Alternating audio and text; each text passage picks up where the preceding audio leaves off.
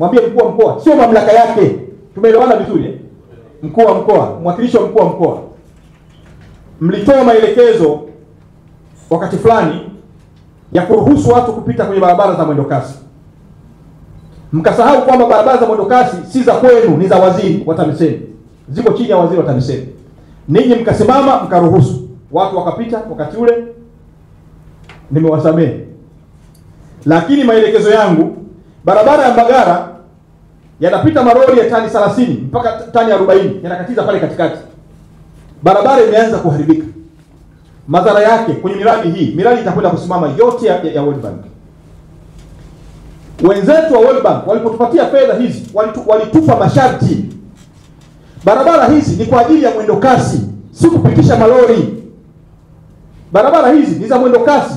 Kwa utaratibu huu mlioanzisha, miradi hii itakuja kukosa pesa na ninyi watu wa Dar es Salaam mtakuja kulalamika. Sijui mmenielewa vizuri. Barabara Mbagala imekwisha anza kuharibika, hata mwendo kasi haujaanza. Ni kwa sababu mnapitisha malori katikati na mmetoa kibali. Sijui nani aliyopa mamlaka ya kutoa kibali hicho. Kwa sababu mamlaka hayo ni ya kwangu. Barabara hizi zinasimamiwa na DART. DART iko chini yangu. Ninyi mamlaka mliyatoa wapi? Mkaruhusu watu kupita kwenye barabara za mwendo kasi. Barabara sasa zimeharibika. Kuharibika kwa barabara hizi maana yake mnaleta hofu ya Benki ya Dunia kuzuia fedha hizi. Sijui naeleweka vizuri hapo. Mtasababisha Dar es Salaam wakose barabara. Dar es Salaam watakosa barabara. Hii mipango ambayo tunaifanya leo, maana yake wenzetu watakwenda kuzuia. Nilipokuwa utalii, Wizara ya Utalii, tulikuwa na miradi kama hii ya Benki ya Dunia ya ujenzi wa viwanja na mambo mengine.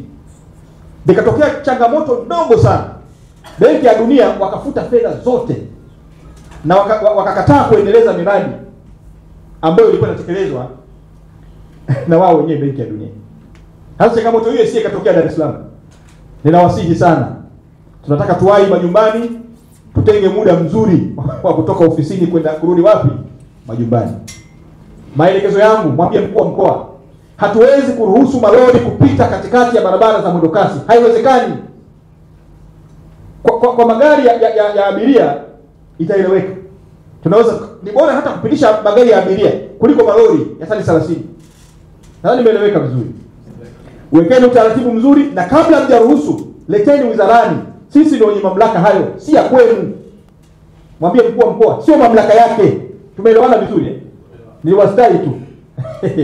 Niliwastai. Msifanye mambo ambayo si ya kwenu mpaka muombe kibali. Kwa hiyo mwambie mkuu wa mkoa. Hili nalisema wazi kwa sababu changamoto hii inaweza kutuingiza mgogoro mkubwa na wenzetu wa Benki ya Dunia. Nadhani madiwani mnanisikia vizuri. Ninaomba muwaeleweshe wananchi kwenye maeneo yetu. Anayetaka kuwahi majumbani atoke muda unaostahili ili aweze kuwahi nyumbani. Kwa sababu vinginevyo itatuletea shida kubwa. Miradi hii trilioni 1.1 ni fedha nyingi. Ni fedha nyingi sana. Zikizuiwa hizi fedha, Dar es Salaam watakosa barabara kabisa. Nadhani nimeeleweka vizuri. Kwa hiyo nikuelekeze, mwambie mkuu wa mkoa, wekeni utaratibu mzuri wa kuruhusu gari za kawaida. Hatuna shida, lakini lazima kibali muombe wizarani. Malori kuanzia sasa nisisikie malori yamekatiza katikati ya barabara. Hasa ya kwanza hizo matani makubwa haya. Kwa sababu tatizo lake litakuwa ni kubwa, na changamoto hii itatuletea shida kubwa, mgogoro baina yetu na wenzetu wa Benki ya Dunia.